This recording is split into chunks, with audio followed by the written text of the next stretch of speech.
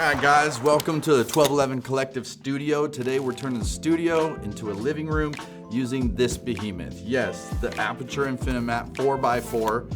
I'm still uncertain about this thing. And my new favorite lights, the ADCs. We have 6 of these things. We'll probably use 3 of them today in our build. So, boys, let's get at it.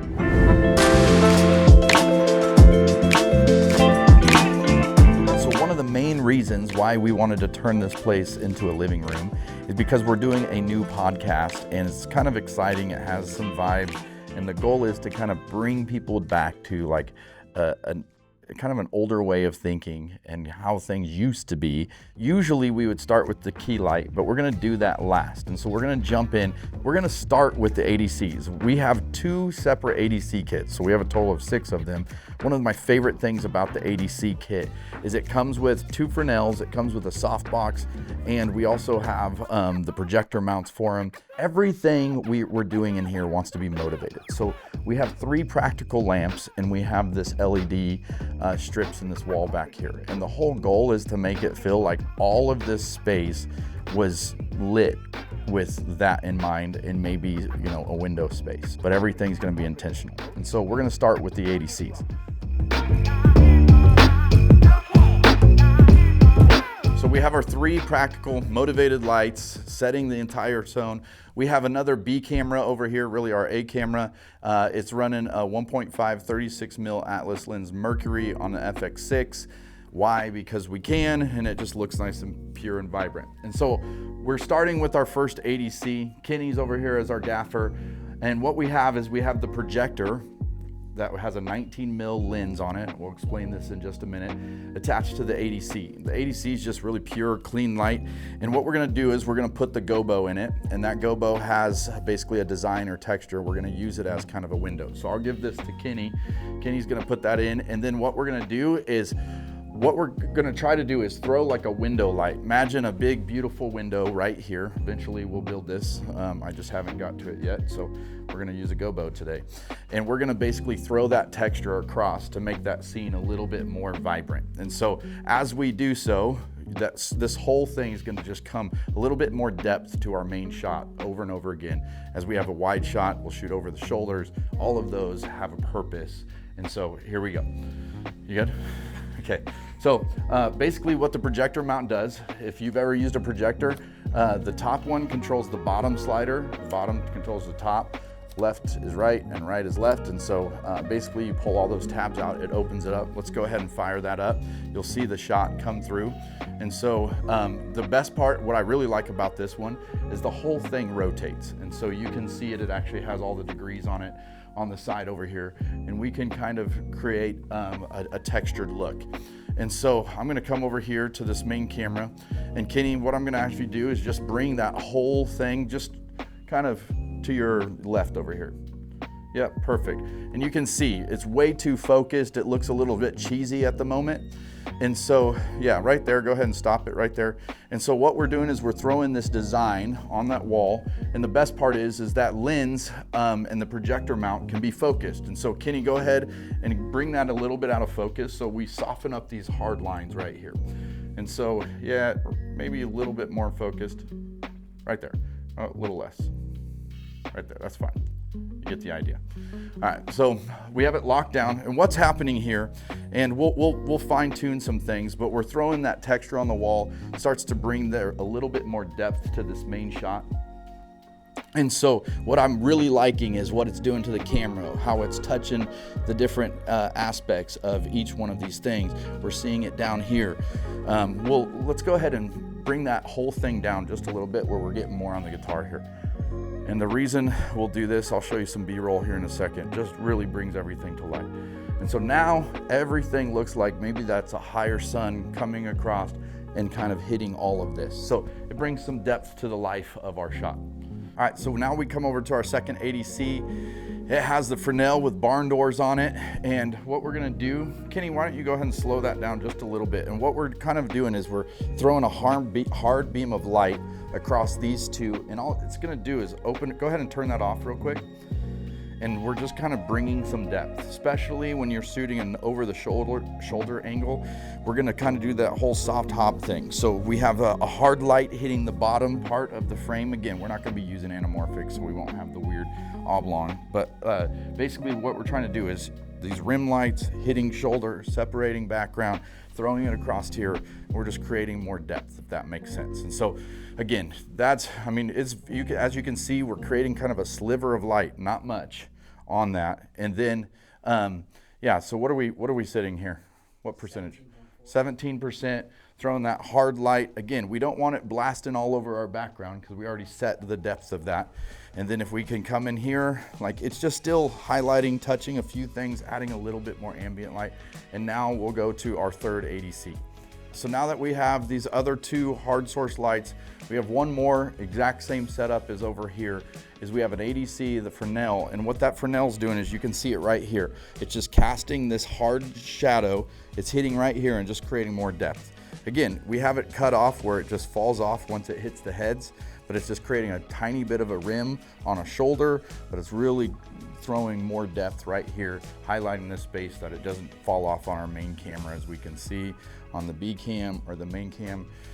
And so that's our practical, or that's kind of our, you know, our hard source lighting that's really creating depth. The whole point of each one of these ADCs is to create depth in different ways. And so now is gonna be the beast of the Infinimat 4x4. When I say I'm not quite certain on this light yet, it's literally quite amazing. Part of the reason we got this light is we wanted something that is a large source that can be contained in a small area. When you think about a light mat, you're thinking of something small. You know, even sometimes I love book lighting. I'm actually a big hard sourced light person. And, you know, every once in a while you just don't have room for those. And so we wanted something that we could do, but we also, depending on the room, we wanted to use this as overhead lighting. So this thing is really cool. It can light an entire set. And so we're thinking, man, this would be a cool way if we need that. And then everything came and you realize how big it really is. And just to be clear, we are not sponsored by Aputure, as much as I would love to be. We spend our money on this stuff. And so Aputure, I love the look of it. I feel like it's extremely high quality as a DP. I love it. And so I put this up here to show you how ridiculous this is, because you almost need a grip truck to travel with this 2 unit. But I want to move into this behemoth. And so this is the case for the 4x4. I don't know about you, but when you think about, I've used Westcott matte lights, I've used the Amaran 2x2s, we use different versions of these. When you open this thing up, you'll see another case right off the bat, and this is the actual Infinimat. And so here's the 4x4 Infinimat fits in this little thing. If this was it, you'd be like, okay, that's not too bad. But then you have to have all of the rigging that comes with it. And so you have the diffusers, you have the skirting control kit that we will use today. You have the 15-pound cable that you're gonna need to run it. You have, this is the mount on how we're gonna mount it to a stand. Here is your grid right here. And so this thing is kind of rigid. It's actually everything extremely high quality. If I have to say that, it feels right. Then we have the X-frame, which is also rigid. And so I understand why you need the size case you have, but this is crazy when you're talking practical light mat small. You're not traveling with this thing on a plane. I put this together the very first time without watching a video on it, and I put it together in 7 minutes. And so I'll explain to you. So there's your frame. And then you need this little blower. And so the one thing I did wrong before is it was on suck mode. And so you have to turn it from suck to blow. If you know the movie reference, you'll get it. Spaceballs. And so basically it is a cool little blower. It happens pretty quick, but you can see how impractical this thing is. It's huge. It takes up the entire set. And then the other part is what I love about matte lights is usually they're very lightweight. They're easy to mount. If we need to, we were in a tour trailer one time and we had to use one of them and throw it up and literally gaff tape it to the ceiling to make a huge safe light, and it didn't take up any space. And yeah, you're not gaff taping this thing to anything. It is heavy. Basically, you have this gray little thing. You're going to open it up. again, make sure this is the nozzle's on the right side and it's to inflate, and then you turn it on.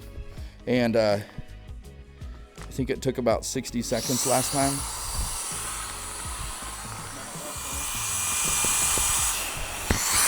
So as you can see, it took about a minute, a little bit, maybe just a little bit more. I left it going for a little bit longer. The thought process through the design of this thing is that the reason it's inflatable is there's no sagging in the middle. There's actually, and so the entire 4x4 is gonna take up this much space. You can see it. We'll add the thing, and actually I'll invite Aaron to come in here. These little grommets right here, metal grommets, there's kind of a button right here, and it just fits in, and you're good to go. And there's 4 of them, and it snaps. They're, again, high quality. I like the feel of it. Now we're gonna get out the boom arms. We're gonna put together, I'll show you real quick how you throw the diffusion on. We won't take the time for the video, but it's pretty simple. You have 1 stop, that's a bag. You got a 1 stop and a 2 stop, and it just goes on with Velcro, and then you can put the crate on top of it.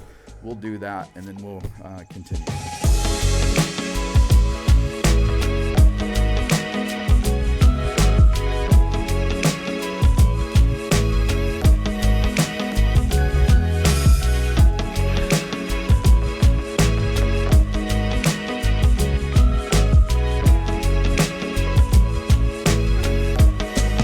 All right, guys, so here we are.